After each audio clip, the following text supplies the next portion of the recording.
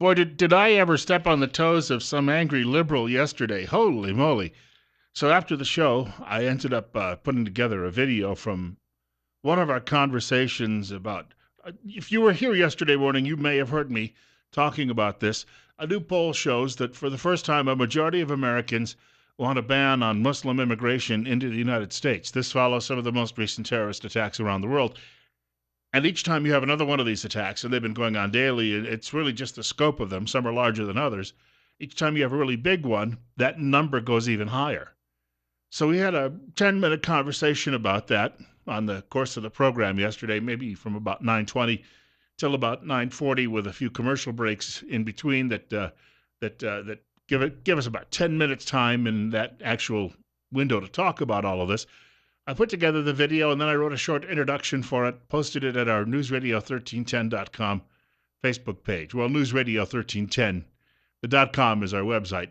Posted it at our Facebook page, and done pretty well. It's not the most trafficked thing that I've ever posted on the web, but let me share this with you. I started looking at some of the comments last night before I went to bed, and there is a woman, and you can see the steam coming out of her ears because I said Idaho and America, the majority of people in Idaho and America are opposed to this. Now, let me tell you a little story here. We post a lot of things to the internet. The corporate people tell us if we post Idaho or Twin Falls, your locality and your state, you will actually get more page views. So that's what we do. That's what we're instructed to do. The woman is fuming, saying you have no evidence that the people of Idaho overwhelmingly oppose this program, or even that a majority of them oppose the program. As it turns out, she works for one of these resettlement agencies, and in other words, is getting a salary, so she's got to defend it because, no refugee resettlement, she's got to go look for a job somewhere else. As if she doesn't have a special interest in all of this. Well, let me just point something out. We're going to have a referendum in Twin Falls County in a matter of 8 or 9 weeks on this whole matter, and we will find out just what people here believe. And I've been talking to some of the people who've been out canvassing, going door to door. I talked to someone who has spoken. She has talked with hundreds of people and only found one person out of those hundreds who actually support that refugee resettlement program on the local level. I mean, it is ridiculously overwhelming. And, all right, so we're using anecdotal evidence, but it would appear that at least in some parts of Idaho, people are completely fed up with all of this. And they want nothing to do with it. And in fact, it will be a lot higher than 51% in Idaho. And for all you liberals out there, you limousine liberals who live in a bubble and think that everyone else thinks just like you, and it's only a handful of people out there who need to be schooled by you all of the time on these issues, let me tell you something. Idaho has 2 U.S. senators. They're both Republicans, and they both have great ratings from the American Conservative Union. Idaho has 2 U.S. congressmen. Both are Republicans. One has an exceptionally high rating from the American Conservative Union, and even the one who often gets criticized by local conservatives still has a fairly high rating. Idaho has a Republican governor. Idaho has a Republican lieutenant governor. Both houses of the Idaho legislature are controlled by Republicans. Most of the county commissions throughout the state of Idaho are Republican. And wouldn't you know it, in most of the towns, villages, and cities around the state, government is controlled by Republicans. So this notion out there that people in Idaho are jumping up and down so they can support this refugee resettlement program, you better get off the crack because it's really interfering with your thinking process. 11 minutes after 8 o'clock, Bill Colley with you on Top Story on News Radio 1310, KLIX, and newsradio1310.com. I was telling one of my coworkers yesterday afternoon. He's a relative newcomer, grew up in Missouri, ended up working for many, many years in Colorado. He's been in Idaho now not quite 6 months, maybe not even 4 months. And I was telling him I have been in the talk radio business off and on since 1994.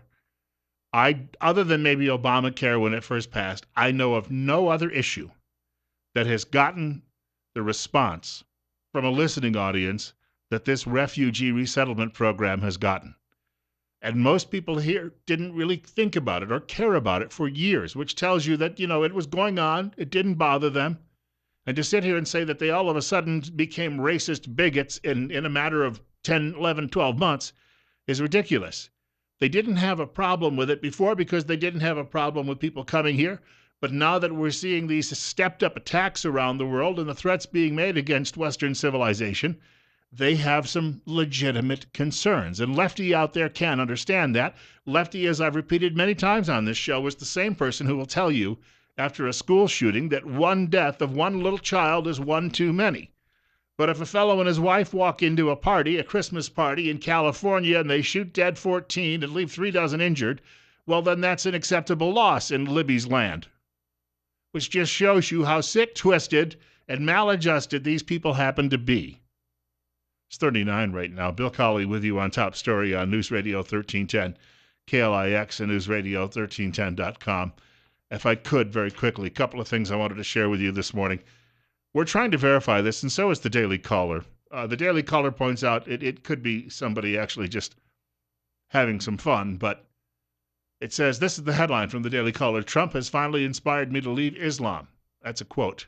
Trump fan ditches her religion. Now, it could be someone who's pulling a prank on a particular website called Reddit, but this is what was actually posted there. The writer says, until yesterday, I had not once removed my hijab in my life while outside. The author, who claims to be a 19-year-old girl whose parents are Muslim immigrants, explained, I tried to do it once a week when I was 10 years old, and my parents grounded me for a week. The author states, in her view, the idea of, quote, moderate Muslims is BS, although she didn't abbreviate BS. That's an unquote. There are no assimilated Muslims, she writes. Throughout my life, I have been to 3 different mosques on a regular basis, she added. Everyone there had some kind of animosity toward America. Everyone there had some animosity toward America. As we've said on the program before, you always have to qualify this so that our liberal friends out there will feel better. Not all Muslims are bad. Oh, maybe only 500 million. 736-0300. That's 736-0300. You can also reach me by email at bill.colley@townsquaremedia.com. That's bill.colley@townsquaremedia.com. And then I have this from Crisis. A writer by the name of William Kilpatrick, formerly a professor at Boston College in Boston, Massachusetts. The problem with multicultural foot washing, this is called. This is long. I'm going to give you just a couple of paragraphs. It's about 6 pages long, printed out. And he's mentioning what happened last week when the Pope decided to wash the feet of some Muslims, including, a number of different people from around the world. He says, Muslims, however, may see this differently, not as a gesture of brotherhood, but as one of submission and surrender. The word Islam means submission, and submission is what Islam expects of other faiths. Muslims consider Islam to be the supreme religion to the extent that it tolerates the people of the book, Christians and Jews. Islam tolerates them on the condition that they acknowledge its supremacy. Historically, the people of the book were expected to assume the status of dhimmis, second-class citizens with limited rights. So here's the leader of the largest Christian church in the world getting down on his knees, kissing people's feet and washing them. How is that going to be perceived? It's going to be perceived in many parts of the Muslim world as surrender, as submission. 8:15. You're up next. You're on the air with Bill Colley on Top Story. Hello. Yes, you're on the air. Hi. I just wanted to let you know how much my husband and I appreciate your commentary. You just really hit the mark. So thank you so much. Bye-bye. Well, thank you. I don't get those type of calls. Even people who are generally in agreement just tend to agree or join in the venting. So once in a great while, you get one of those, and I just hope the boss is listening. It's 39 right now. Bill Colley with you on Top Story on News Radio 1310 KLIX and newsradio1310.com. The writer, Mr. Kilpatrick, or Dr. Kilpatrick, says, in assessing the impact of the novel foot-washing ceremony, the timing also needs to be taken into account. The Holy Thursday Mass came 2 days after the Brussels bombings, and at a time when Muslim persecution of Christians is escalating. If Christianity was anything other than a humiliated faith, Muslims would expect to see some kind of strong response or some gesture of resolve. Islam claims to be the natural religion of mankind, and he writes the natural response to aggression is resistance. As Osama bin Laden reminded us, if a man sees a strong horse and a weak horse, he will by nature favor the strong horse. So you see what direction we're going here. And this fellow says, Pope Francis may have had the best of intentions, but he says this was not a good idea, especially last week, in light of what has been going on around the world. And this notion that if we all just be nice to these people, I keep hearing the argument, oh, those nasty Republican candidates, Ted Cruz wants to patrol their neighborhoods. And Donald Trump wants to bar them from coming. That's only going to inflame these people, and there'll be more of them who will want to strike out against us. Really, do they need any more inflaming than they already have? They've been striking out against us for 1,400 years. And this notion, finally, someone is talking tough. The other day, the Washington Post editorial board got all over Donald Trump because they said, well, would you use tactical nuclear weapons on the battlefield against ISIS? Trump said he'd leave the option open. It infuriated them. And then people say, well, what's he going to do? Say no and then tell them, all right, if you nuke us, we won't do anything? Or is he going to say, that's the answer for North Korea, that's the answer for Russia, that's the answer for China? Of course you leave everything. Why do you have these things sitting on the shelves? Well, for deterrence, and someday you might have to use them. Another caller joining us. You're on the air with Bill Colley on Top Story. Good morning. Hey, Bill, good morning. I was just going to make a comment about this Islamic refugee situation. I've been listening to a guy named Waleed Shobat that... Oh, he's a good writer, Muslim, yeah.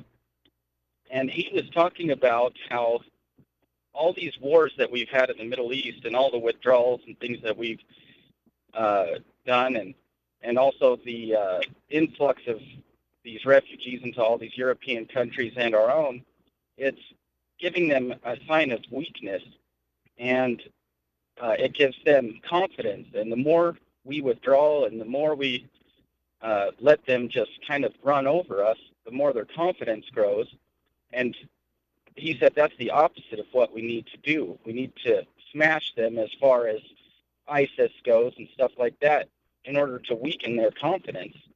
And then it would give us a better chance of getting control of the situation. Yeah, and I thank you for the call. Think about this. In World War II, had we decided to conduct that war, if we had told Curtis LeMay and George Patton and Douglas MacArthur, well, no, we don't want to offend any of these people, and we don't want any collateral damage, and so, we'll need an occasional strike here and there, and maybe we can take out their leadership. And no, it was like, we got to get this done. We got to get it done now. If we get it done fast, the fastest we can, we'll save lives in the long run.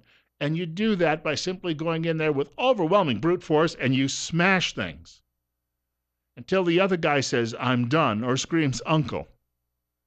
Who hasn't ever been involved in a tussle on the playground? You know exactly what I'm talking about. Got a short break coming up. I've got a guest who'll be joining us for a few minutes. He's in the real estate business, and he's expanding from that Mini-Cassia area over here into the Twin Falls area. His name is Lloyd Smith. Lloyd's on the way in just a couple of minutes. We'll also, I believe, checking in with Ken Menzel in just a few minutes, too. Bill Colley with you on Top Story on News Radio 1310 KLIX and newsradio1310.com.